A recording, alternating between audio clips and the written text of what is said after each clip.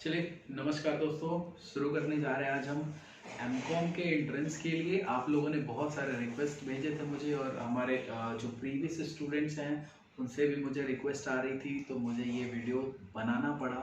सबसे पहले बात कर लेते हैं कि अभी एग्ज़ाम्स आपके जो बीकॉम वाले हैं या जो भी ग्रेजुएशन आप कर रहे हो उसके एग्ज़ाम्स अभी ख़त्म नहीं हुए हैं, तो क्या एमकॉम एंट्रेंस का एग्ज़ाम टल जाएगा? मे बी टल सकता है, या मे बी एक और इसमें नया हो सकता है इम्प्रूवमेंट आ जाए कि अमेंडमेंट आ सकता है। दैट इज जो नंबर ऑफ क्वेश्चंस हैं वो हो सकता है मे बी कम हो जाए।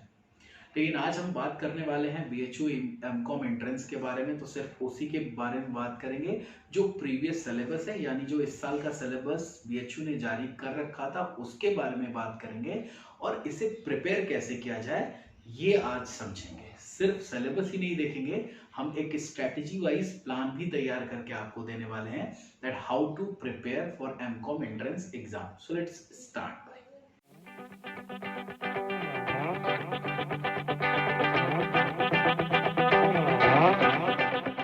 तो सबसे पहले भाई बात कर लेते हैं ना, आपके जो भी आपका प्रोफार्मा है दैट इज 120 यानी 120 मल्टीपल चॉइस क्वेश्चंस आएंगे।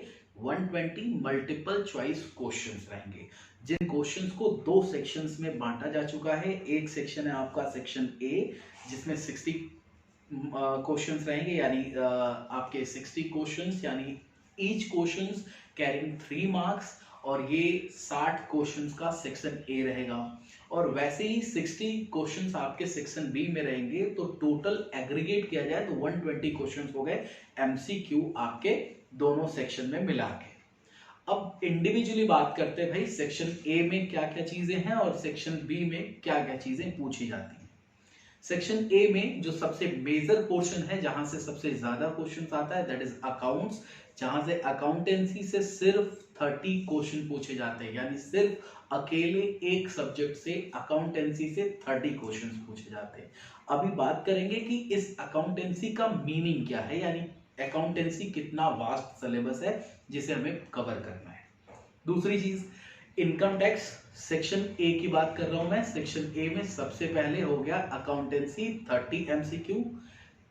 दूसरा जो सेक्शन है सेक्शन ए में, दैट इज कैटेगराइज किया गया है इनकम टैक्स से, जहां से सिर्फ और सिर्फ 6 क्वेश्चन पूछे जाएंगे भाई। और तीसरी बात, जो बिजनेस फाइनेंस है, यानी आपने जो 3rd ईयर में और 2nd ईयर में और 1st ईयर में बहुत सारी यूनिवर्सिटी से आप पढ़े होंगे, और जिस यूनिवर्सिटी से भी आप पढ़ रहे हैं, इन 3 सालों में मिला के आपको बिजनेस फाइनेंस जरूर पढ़ाया गया होगा। और सबसे इंपॉर्टेंट चीज, बिजनेस फाइनेंस आपको क्लास 12 से ही शुरू कर दिया गया था पढ़ाना।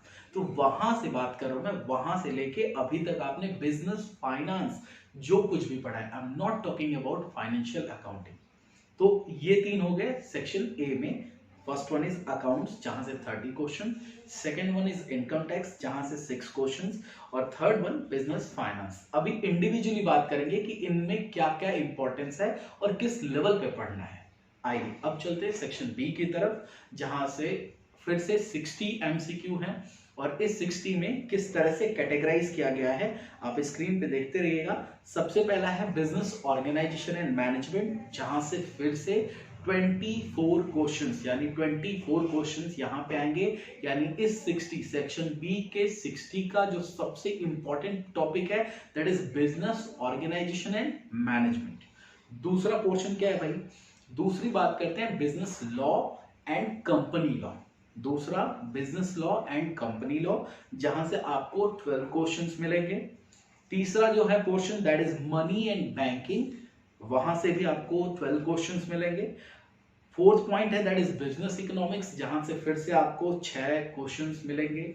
और लास्ट है अपना पांचवा पोर्शन, दैट इज स्टैटिस्टिक्स, जहां से आपको 6 क्वेश्चंस फिर से मिलने वाले हैं। तो कुल मिला के सेक्शन बी में भी हो गए आपके 60 क्वेश्चन, जिसमें से 24 आपके बिजनेस ऑर्गेनाइजेशन मैनेजमेंट की बात कर लें, 12 लॉ से आ गए और कंपनी लॉ से आ गए, business law and company law, और 12 क्वेश्चन आपके मनी एंड बैंकिंग से हैं, और 6 क्वेश्चन बिजनेस इकोनॉमिक्स से, और 6 क्वेश्चन स्टैटिस्टिक्स से। अब मैं बात कर लूं, देखो भाई ये सारी चीजें आपने जब फॉर्म फिलअप किया होगा बीएचयू का, आप सब कुछ पहले से सोच समझ के बैठे होंगे। मैं इसके बारे में ज्यादा डिस्कशन नहीं करने वाला। अभी ये बात करने वाले हैं आज कि इनकी तैयारी कैसे की जाए। सो लेट्स स्टार्ट। इंडिविजुअली हम सारे सब्जेक्ट्स में देखेंगे कि क्या इंपॉर्टेंस है और किस लेवल पे पढ़ना है। ठीक है, सबसे पहले उठाते भाई सेक्शन ए का सबसे पहला part, that is accounts. Accounts में आपको क्या पढ़ना है। अब मैं इन बातों को कहने से पहले जो सबसे इंपॉर्टेंट बात है वो कह दूं आपको कि यहाँ पे जितना भी आपका सिलेबस है वो ग्रेजुएशन लेवल का है। आपको 11th और 12th की बातें नहीं पढ़नी है या हायर एजुकेशन यानी पीजी की बात नहीं हो रही। यहाँ पे सारी बातें हो रही हैं आपके सिर्फ और सिर्फ ग्रेजुएशन लेवल पे आपने जो कुछ भी पढ़ा है, जितने भी सब्जेक्ट्स के सेक्शन ए और सेक्शन बी में जो भी हमने आपसे बात की। अब अकाउंटेंसी में क्या पढ़ना है मेरे दोस्त। अकाउंटेंसी में आपको 3 पोर्शन कवर करने हैं। आप बीएचयू का सिलेबस अगर उठा के देखेंगे तो वहां पे आपको 3 सेक्शन यानी पार्ट 1, पार्ट 2 और पार्ट 3 में आपको 3 अकाउंटेंसी पढ़ाया जाता है। सबसे पहला अकाउंटेंसी हो गया फाइनेंशियल अकाउंटिंग, यानी फाइनेंशियल अकाउंटिंग कवर करना है आपको सबसे पहले। दूसरी चीज क्या है, कॉस्ट अकाउंटिंग पढ़ना है, और third one is company account. अब ये 3 पोर्शन को मिला के अकाउंट्स बना है जहां से 30 मार्क्स के क्वेश्चन आएंगे। Make it clear. सबसे पहला है फाइनेंशियल अकाउंट, जहां पे आपको क्लास 11 से जो अकाउंट्स पढ़ाए जा रहे हैं वहां से लेके 12th 11th ये सारी चीजें फाइनेंशियल अकाउंट में आ सकती हैं, लेकिन इसी का इनहैंस्ड वर्जन, थोड़ा सा अपग्रेडेड वर्जन आपको पढ़ना है जो आपने ग्रेजुएशन लेवल पे पढ़ा है। दूसरी चीज कॉस्ट अकाउंटिंग का theoretical portion, I am talking about theoretical portion. आप बिल्कुल भी न्यूमेरिकल में मत जाइएगा मेरे दोस्त।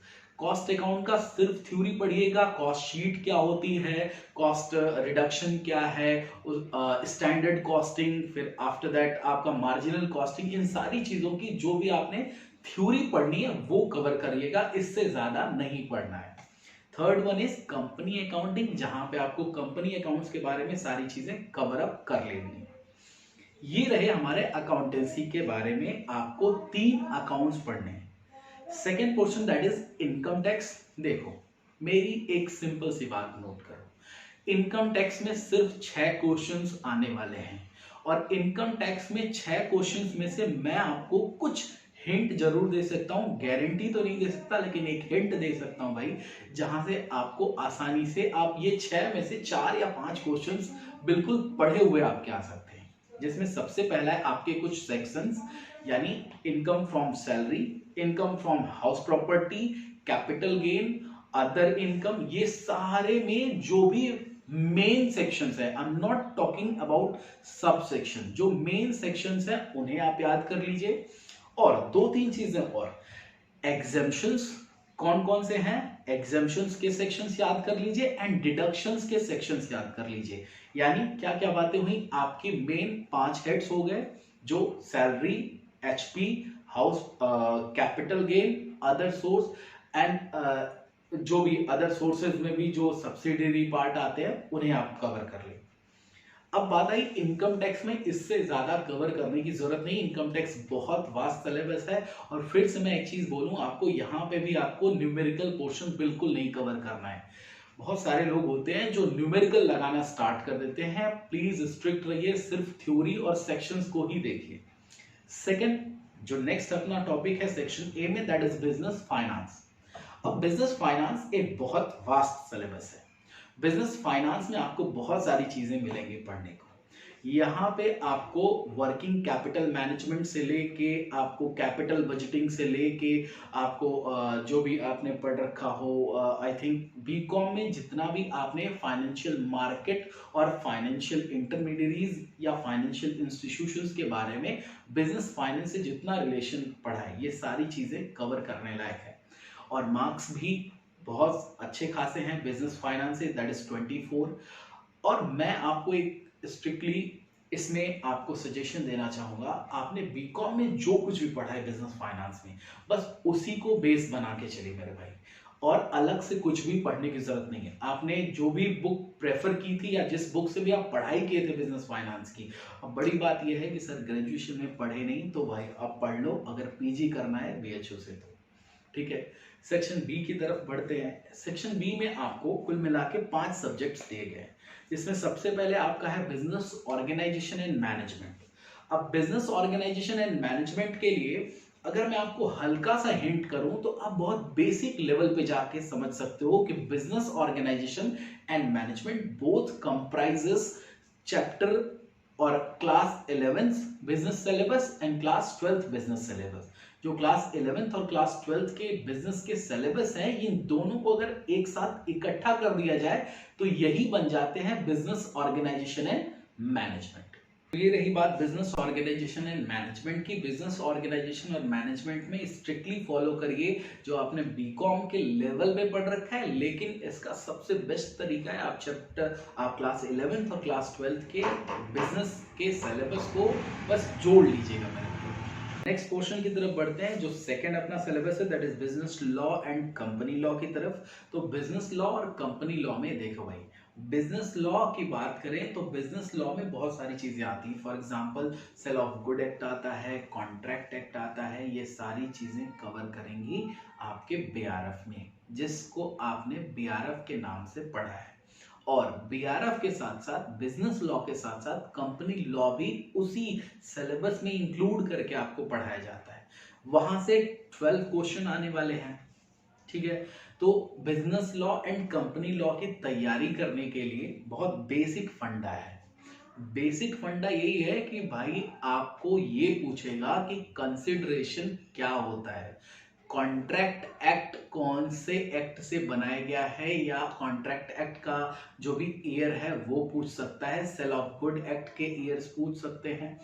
और ये सारी चीजें आपको सिर्फ और सिर्फ एक थॉरो स्टडी की तरफ चलना है, यानी आपको बहुत डीप जाके याद नहीं करना है। यू हैव टू जस्ट एक तरह से देखना है, आपको सारे सिलेबस को देखते चलिए, और जब सिलेबस पूरा आप कवर कर लेंगे, एक बार देख लेंगे, तो चीजें आपके लिए बहुत आसान हो जाएंगी भाई।